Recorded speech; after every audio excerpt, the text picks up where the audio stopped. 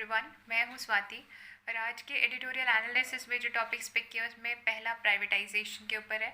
Privatisation public sector banks का क्या जा रहा है। हमने देखा था 1969 में इंदिरा गांधी ने नेशनलाइजेशन किया था बैंक्स का, इस उद्देश्य के साथ कि रूरल सेक्टर में प्राइवेटी सेक्टर लेंडिंग की जा सके और जो रूरल इकोनॉमी है उसे लिफ्ट किया जा सके, पॉवर्टी एलिवेशन किया जा सके।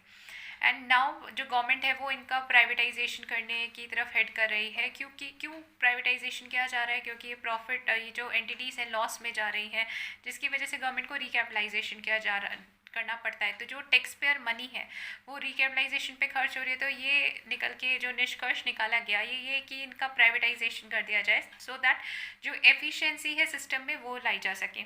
लेकिन एट द सेम टाइम इस आर्टिकल में हम ये देखेंगे कि बिल्कुल जो सोशल रेलेवेंस है उसको नेग्लेक्ट नहीं किया जा सकता है, क्योंकि अभी भी अगर हम कंपेयर करें तो मोर नंबर ऑफ ब्रांचेस और जो लैंडिंग की बात है रूरल सेक्टर में वो हमारे जो पब्लिक सेक्टर बैंक्स हैं उनके द्वारा ही, अगर हम कंपेयर करें with our graph with that of the private sector, तो पब्लिक सेक्टर की जो पार्टिसिपेशन है इन द रूरल इकोनॉमी वो जो है हायर है।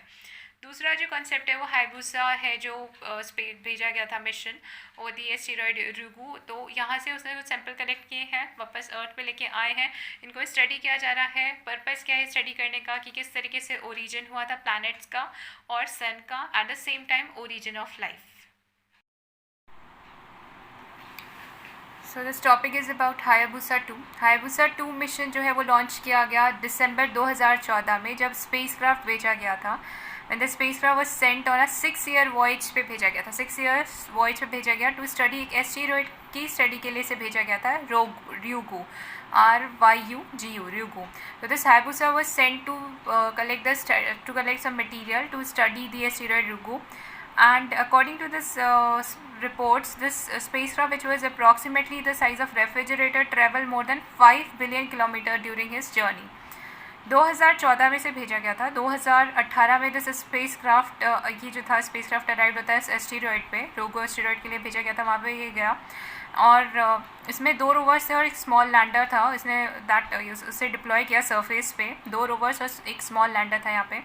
2019 में इस स्पेसक्राफ्ट ने फायर किया एक इम्पैक्टर एस्टेरॉयड सरफेस पे, ताकि कलेक्ट किया जा सके जो सैंपल है उसको। फिर वो जो सैंपल था वो इन दिसंबर 2020 this Hayabusa 2 delivered a small capsule जो है वो आया, जिसमें वो रॉक और डस्ट सैंपल थे जो इसने इकट्ठे किए थे when it was 22,000 kilometre from the earth atmosphere, that safely landed to the south Australian outback. जो सैंपल आए थे that safely landed on the south Australian outback. Hayabusa 2 जो है वो प्रीडेसेसर है Hayabusa mission which brought back sample from asteroid Itokawa in 2010। ये जो capsule वापस आया अर्थ पे, जो सैंपल कलेक्ट करके वापस आया, तो अब जो साइंटिस्ट है उसे स्टडी कर रहे हैं ताकि एक्सप्लोर कर सके कि सोलर सिस्टम की फाउंडेशन के बारे में एक्सप्लोर किया जा सके। और इस सैंपल का एनालाइज किया जा रहा है ये जानने के लिए भी ओरिजिन ऑफ लाइफ के बारे में ऑन आवर प्लैनेट। अब इस पूरे कंटेक्स्ट में हमारे लिए एस्टेरॉयड्स को जानना ज़रूरी है, एस्टेरॉयड्स की इन्फॉर्मेशन कलेक्ट करनी ज़रूरी है। तो एस्टेरॉयड्स होते क्या हैं? एस्टेरॉयड जो होते हैं वो रॉकी ऑब्जेक्ट्स होते हैं जो कि सन को ऑर्बिट करते हैं, प्लैनेट से काफ़ी छोटे होते हैं साइज़ में, और इन्हें माइनर प्लैनेट्स कहा जाता है। एस्टेरॉयड 3 क्लासेस में डिवाइडेड है। पहला तो वो जो एस्टेरॉयड बेल्ट पाई जाती है बिटवीन मार्स एंड जुपिटर, जो कि estimated to contain somewhere around 1.1 to 1.9 million asteroid, जिसमें माने जाते हैं कितने एस्टेरॉयड जो है एस्टेरॉयड बेल्ट के अंदर हैं। जो सेकेंड ग्रुप है वो ट्रोजान्स हैं, जो कि एस्टेरॉयड्स हैं जो शेयर करते हैं ऑर्बिट लार्जर प्लैनेट्स के साथ। NASA report the presence of Jupiter, Neptune and Mars Trojans. 2011 में they reported an earth Trojan as well. 2011 में एक अर्थ ट्रोजान का भी पता चला था। एंड जो थर्ड क्लासिफिकेशन है वो नियर अर्थ एस्टेरॉयड्स का है। नियर अर्थ एस्टेरॉयड जो कि which have orbit that pass close to the earth, जिनका जो ऑर्बिट है that is close to the earth, and those that cross the earth orbit are called earth crossers. अब asteroids की study करना क्यों ज़रूरी है? तो पहली चीज़ है कि जो एस्टेरॉयड्स है ये ओल्डेस्ट सेलेस्टियल बॉडीज़ है सोलर सिस्टम की, और साइंटिस्ट इन्हें स्टडी करते हैं ताकि वो ये इन्फॉर्मेशन प्राप्त कर सके कि किस तरह से फॉर्मेशन और हिस्ट्री रही है प्लैनेट्स और सन की, किस तरीके से प्लैनेट्स बने हैं, सन बने और क्या इनकी हिस्ट्री रही है। दूसरी बात ये इनको ट्रैक किया जाता है एस्टेरॉयड्स को, क्योंकि कुछ ऐसे एस्टेरॉयड्स भी जो क्रैश हो सकते हैं अर्थ में और इनके पोटेंशियल हजार्डियस कंसिक्वेंसेस भी हो सकता है अगर वो जो है अर्थ से आके क्रैश होंगे तो उनके मतलब उनके बारे में इंफॉर्मेशन गेट करने के लिए इनकी स्टडी इम्पॉर्टेंट है। नासा ने ओसिरिस रेक्स मिशन जो था वो भेजा था कलेक्टेड, जिससे सैंपल कलेक्ट किए थे from the asteroid Bennu, and ये किया गया था अक्टूबर 2020 में, एंड वो अर्थ पे आएगा 2023 में। भेजा गया उसे 2020 अक्टूबर को, एंड जब वो वापस आने के वो 2023 है उसका। Scientist are interested in studying asteroid such as Bennu because it hasn't undergone drastic changes since their formation over the billions of years ago and therefore contain chemical rocks dating back to the birth of our solar system. तो हमारा interest Bennu asteroid के अंदर क्यों है, जो NASA ने Osiris racks mission भेजा है to collect the asteroid Bennu के जो सैंपल से कलेक्ट करने के लिए, क्योंकि ये वो एस्टेरॉइड है जिसमें कोई चेंजेस विटनेस नहीं किए गए हैं सिंस इट्स फॉर्मेशन, मतलब over the billions of the years इसमें कोई बदलाव नहीं आया है। तो यहाँ जो केमिकल और रॉक्स है वो वही है जिसके साथ हमारी सोलर सिस्टम की शुरुआत हुई थी, तो it's relatively close to earth, इसलिए ये जो है मिशन भेजा गया था। नेक्स्ट टॉपिक जो है वो privatisation of public sector banks के ऊपर है।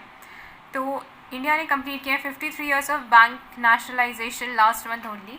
1969 में मोमेंटस डिसीजन जो था इंदिरा गांधी का, नेशनलाइजेशन किया गया था बैंक्स का। नेशनलाइजेशन करने के पीछे उद्देश्य ये था कि रूरल सेक्टर में बैंकिंग को बढ़ावा दिया जा सके, रूरल सेक्टर में जो लैंडिंग होती है उसको बढ़ावा दिया जा सके, और पॉवर्टी एलिवेशन से अपलिफ्ट किया जा सके सेक्शन ऑफ सोसाइटी को। अब यहाँ पे की पॉइंट्स देखते हैं कि वजह क्या बन रही है, गवर्नमेंट क्यों सोच रही है, क्यों इस प्लान के साथ आना पड़ रहा है कि जो बैंक्स का है वो प्राइवेटाइजेशन किया जाए। पहली चीज़ हम देखें, इनकी जो नॉन परफॉर्मिंग एसेट्स हैं पब्लिक सेक्टर बैंक्स के, वो काफ़ी ज़्यादा बढ़ चुके हैं, जिसकी वजह से बैंक की प्रॉफिटेबिलिटी जो है वो रिस्ट्रिक्ट हो गई है।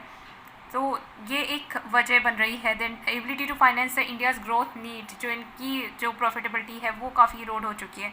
फिर यहाँ पे जब ये लॉस में जाते हैं तो गवर्नमेंट क्या करती है, गवर्नमेंट को रिकैपिटलाइज करने की कोशिश करती है। तो ये जो रैशनल है इसके पीछे कि जो टैक्स पेयर मनी है उसको रिकैपिटलाइजेशन में क्यों यूज़ किया जाए, उसको क्यों वेस्ट किया जाए इस तरीके से। Trigger the demand that instead of wasting this tax payer money on recapitalisation, government इनको सिंपली सेल कर दे, प्राइवेट बैंक्स में तब्दील हो जाए rather than recapitalizing them. Third thing, doing so would reduce the जो financial burden है, अगर इन्हें प्राइवेटाइज किया जाता है तो जो बर्डन है, फाइनेंशियल बर्डन गवर्नमेंट के ऊपर वो कम हो जाएगा, एंड इंश्योरिंग ये भी प्राइवेटाइज होने के बाद ज़्यादा एफिशिएंटली काम कर पाएंगे, प्रॉफिट मेकिंग एंटिटीज़ में टर्न हो जाएंगे। तो गवर्नमेंट ने 2021 के जो बजट में अनाउंस किया, यूनियन बजट 2021-22 में, तो अनाउंस कर चुकी है डिसीजन कि प्राइवेटाइज किए जा रहे हैं 2 PSB जो पब्लिक सेक्टर बैंक्स हैं वो प्राइवेटाइज किया जा रहा है, और आगे धीरे धीरे हम और बैंक्स का प्राइवेटाइजेशन देखेंगे। जो प्राइवेट बैंक्स हैं वो ज़्यादा एफिशिएंट है, ज़्यादा प्रॉफिटेबल है, और जो फ्रॉड की संभावना प्राइवेट सेक्टर बैंक्स में है वो लेस ससेप्टेबल है टू द फ्रॉड। जबकि हम जो हमारे पब्लिक सेक्टर बैंक्स में देखें तो हाल ही में बहुत सारे फ्रॉड केसेस भी सामने आए हैं। 2014 से 15 और 2020-21 की हम बात करें तो जो हमारे PVBs है, they contributed more towards extending loan, है ना। जो प्राइवेट सेक्टर बैंक्स है, they contributed towards more extending of loans and a higher share of deposit from savers. ज़्यादा ब्रांचेस क्रिएट हुई हैं, ज़्यादा जॉब्स जो है वो भी जो है जनरेट हुई है because of the private banks. जबकि अगर इसी के कंपैरिजन में हम कंपेयर करें तो पब्लिक सेक्टर बैंक्स जो है इन दोनों ही काउंट्स पे डिक्लाइन रहा है, ना तो मतलब ज़्यादा ब्रांचेस उन्होंने क्रिएट की, ना ज़्यादा जॉब्स क्रिएट कर पाए। फ्रॉड अमाउंट कॉन्सेंट्रेटेड डिसप्रपोर्शनेटली वो पब्लिक सेक्टर बैंक में ही देखने को मिला है, जो फ्रॉड केसेस रिपोर्ट किए जा रहे हैं। अनसरप्राइजिंगली दोनों के मार्केट कैपिटलाइजेशन में काफ़ी बड़ा डिफरेंस है। लेकिन फिर भी अगर हम देखें तो पब्लिक सेक्टर बैंक्स की जो रोल है उसे हम डिनाई नहीं कर सकते, वो सोशली ज़्यादा रेलेवेंट है इंडिया में। कैसे? पहली चीज़, जो nationalising this point of nationalising private banks in 1969 में जब ये किए गए थे तो वो उद्देश्य क्या था कि ज़्यादा से ज़्यादा सेक्शन ऑफ सोसाइटी तक पहुंचा जा सके, इकोनॉमी को जो टिपिकली इग्नोर की जा रही थी प्राइवेट सेक्टर बैंक्स पे, उसको करेक्ट किया जा सके, इसलिए इनका नेशनलाइजेशन किया गया था। RBI रिसर्चेस जो की गई है उसको देखें तो PSB जो है वो फार अहेड है प्राइवेट सेक्टर बैंक के मुकाबले रूरल इंडिया में सर्विस देने में। तो हम देखें तो जो पब्लिक सेक्टर बैंक्स हैं वो ज़्यादा सर्विस देते हैं रूरल इंडिया में। As far as more branches and ATM in rural Indian concern, तो वो भी जो है पब्लिक सेक्टर बैंक्स की है। Public sector banks heavily lifting when it comes to financial inclusion की जब हम बात करते हैं तब जो रोल रहता है वो जो पब्लिक सेक्टर बैंक्स हैं उनका ही ज़्यादा है। Private sector banks account for just 1.3 crore of total, almost 46 crore beneficiary of प्रधानमंत्री जनधन योजना की भी अगर हम बात करें तो private sector they account just 1.3 crore of the total, almost 46 crore beneficiary में से। सो अगर हम सोशल रेलिवेंस के पैरामीटर्स देखें तो जो है वो काफ़ी अहेड है जो पब्लिक सेक्टर बैंक्स है with respect to that of the private banks.